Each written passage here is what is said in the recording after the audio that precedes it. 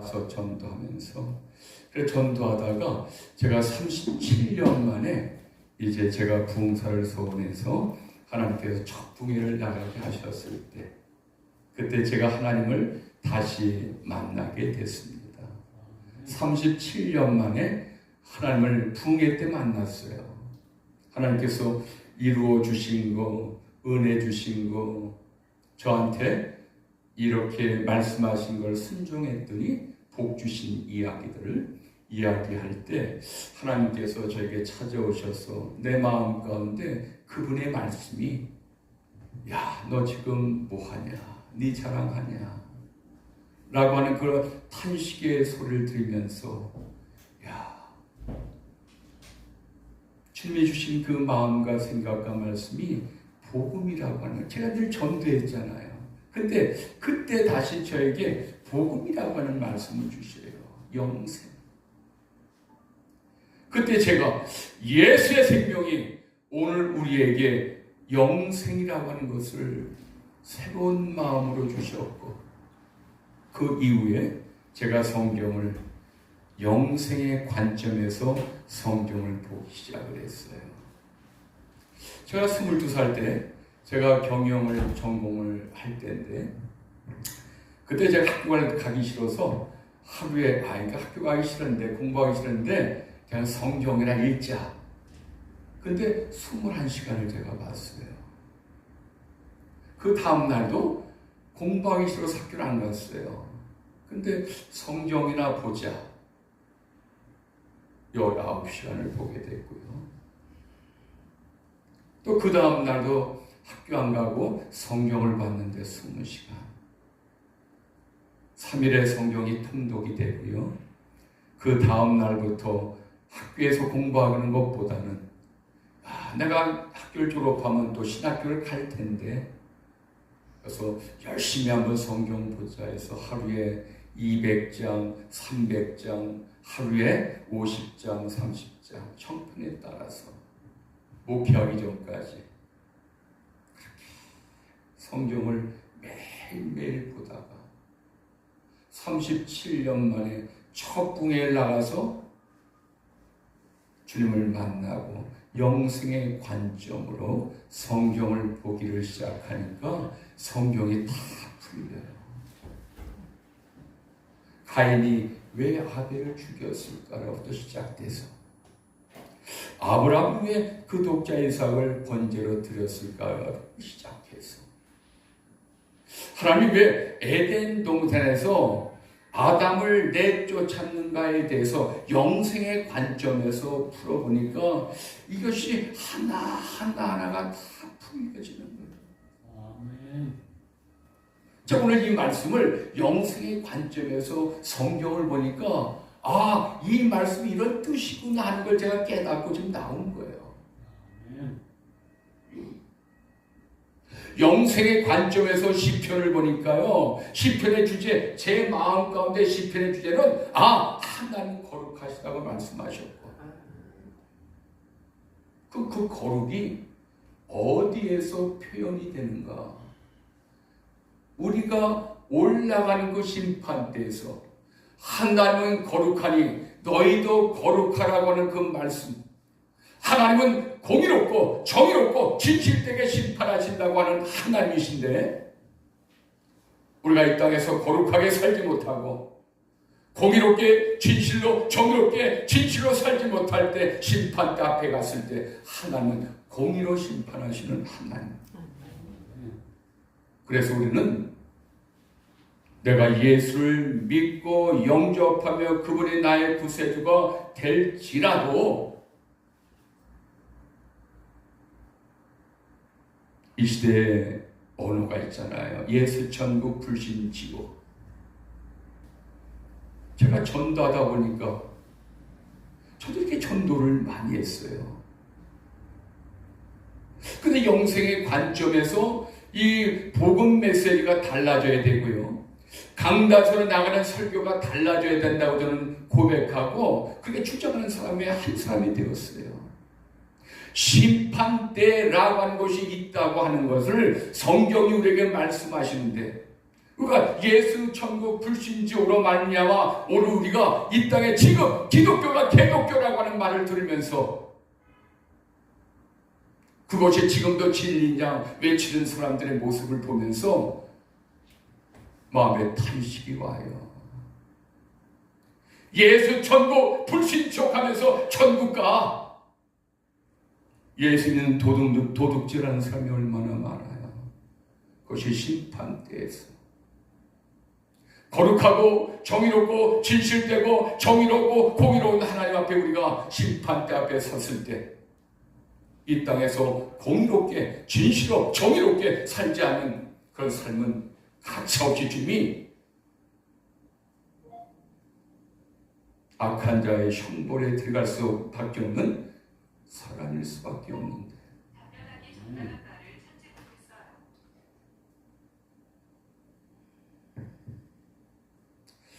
오늘 저는 그거를 말씀드리려고 해요. 심판대가 있다는 거. 로마서 10장 19절 이하에도 요한복음 10장 19절 이하에도 말씀하시는 게 뭐냐면요. 나는 내 목숨을 버릴 권세도 있고 찾을 권세도 있는데 그것을 예수님은 계명이라고 고백을 하셨어요. 이 계명을 내가 받았다. 우리는 계명을 하나님 사랑, 이웃 사랑 이 두 계명만 알고 있는데 이 계명을 요한복음 10장 19절의 말씀 가운데 이 계명을 받아서 내 목숨을 버릴 권세 십자가에서 죽으심이 바로 오늘 계명이라고 하는 것을 볼 때 사랑을 우리도 실천해야 된다는 거예요. 사랑. 로마서 14장을 보면은 우리에게 너희 속에 미움이 있는데 심판대가 있는데 어떡하냐고 외치는 거예요. 심판대가 있다는 거예요. 너가 그리스도로 너가 성령으로 충만하고 너가 열심히 봉사하고 열심히 전도할지라도 너희 속에 악한 자의 생각 빛의 열매를 살아갈 수밖에 없는 삶인데도 불구하고 그 연약한 존재에 산상수훈 빛을 비추라. 근데 우리는 빛을 비추는 게 아니라 그리스도인 성령 충만하죠. 기도 열심히 하죠. 봉사 열심히 하죠. 전도하며 선교하죠. 우리 여기서 찬양하며 모였죠. 그런데 우리 속에 미움이 있다면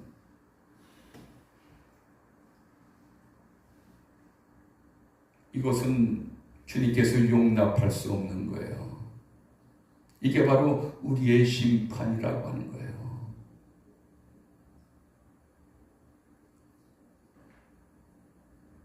너의 빛을 사람에게 비추라.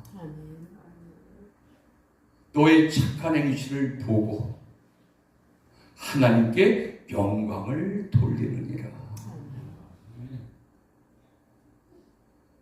요한복음 14장에도 이런 말씀이 있어요. 너희가 내 안에 내 말이 너희 안에 있지. 이거 목사님들에게 구별하기 어려운 것 같아요. 너희가 내 안에 내가 너희 안에 있는 것만 알았죠. 너희가 내 안에 내 말이 너희 안에 내 말 주님의 말이 천국 복음의 말 성산수의 말씀.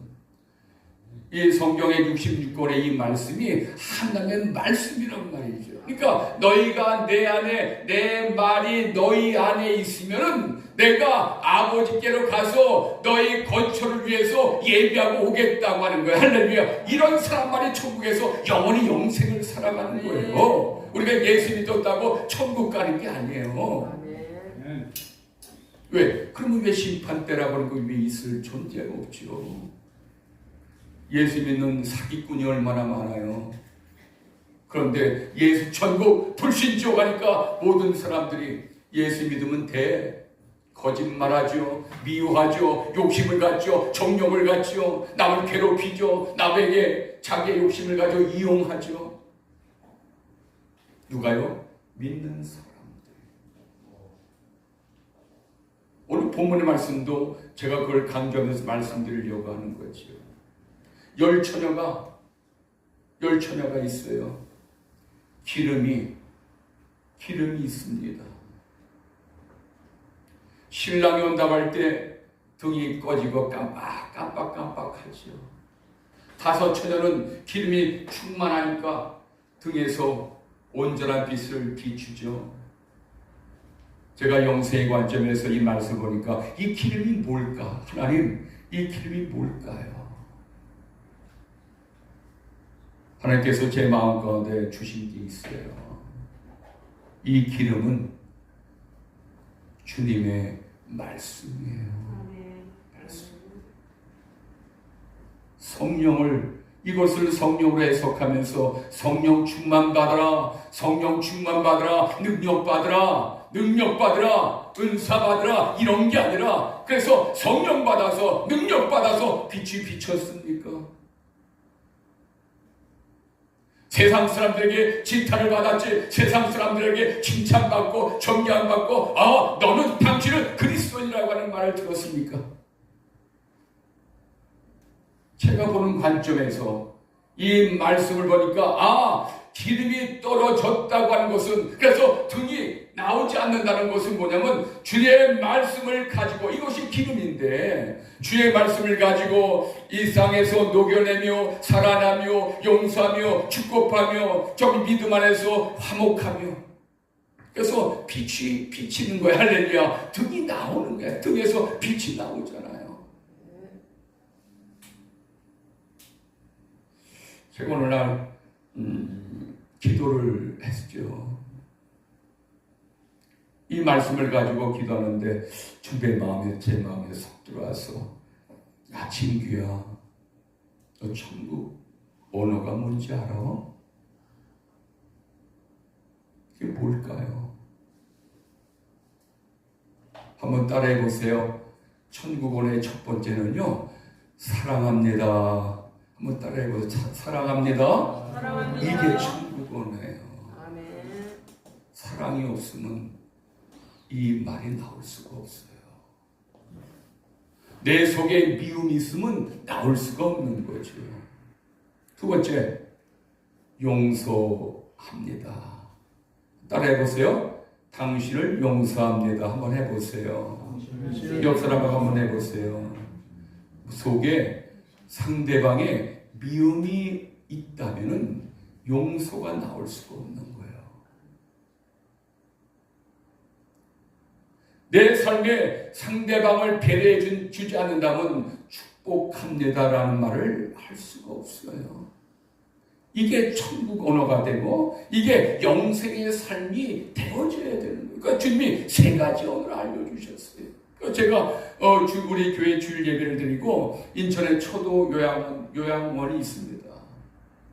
제가 이제 오후에 그곳에 가서 설교를 인도하러 가는데 70대 80대, 90대 어르신들에게 제가 이 언어를 가르쳐 주었어요. 저 밖에 있는 건강한 사람들보다 오늘 이곳에 있는 분들은 정말 행복하다. 신앙생활의 행복, 천국의 천사가 데려오지는 그 기쁨으로 여기서 살아있는 동안 정말 열심히 천국의 언어, 영생의 삶을 이 땅에 살면서 천국에 들어가서 영생의 삶을 살아갈 수 있는 이 조건들이 얼마나 많은지 모른다. 그것을 제가 알려드렸어요. 제한된 공간에서 영생을 이곳에서 어떻게 살까? 제가 이 세 가지를 알려드렸습니다. 사랑합니다. 용서합니다. 축복합니다.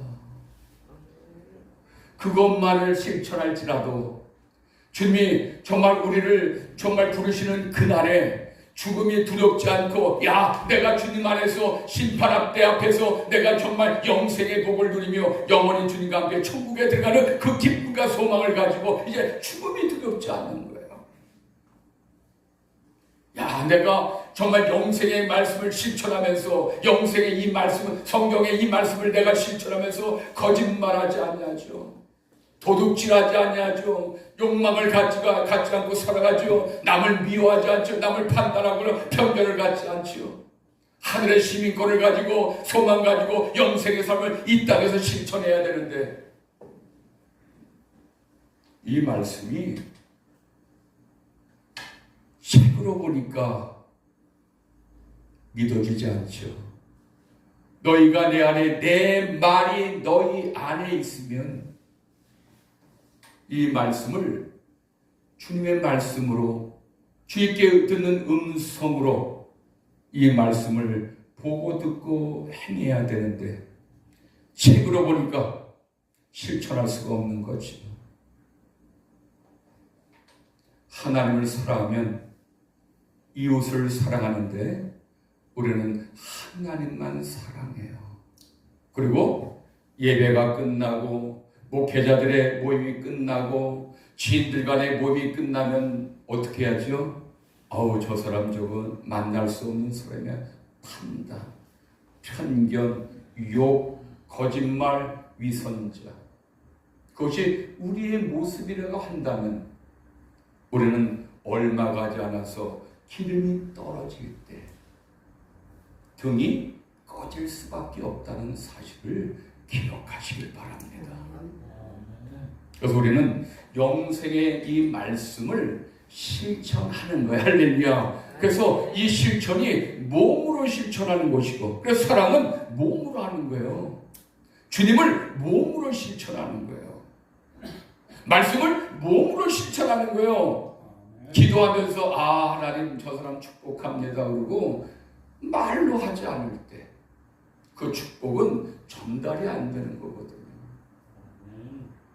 오늘 이 말씀 제가 20분 정도 말씀을 시간을 제가 허락받았기 때문에 이제 한 2, 3분 안에 말씀을 이제 마칠까 합니다.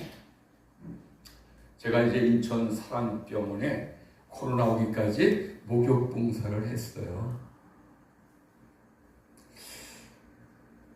그런데 이제 어느 날 제가 정보를 이제 목욕을 시키는데 정보를 얻었어요. 이렇게 모 대학 교수입니다. 40대 중풍에 실려왔습니다. 40대 거구 있잖아요. 제 2배가 넘어요. 그래서 목욕 침대를 가지고 병실에 가서 옮겨놓고 샤워실로 가서 이제 머리 샴푸하고 이제 옷을 벗기면서 이렇게 시작하는데 귀조기가 나왔잖아요. 40대 중풍 환자. 그 귀조기를 딱 벗기니까 내용물이 나오잖아요.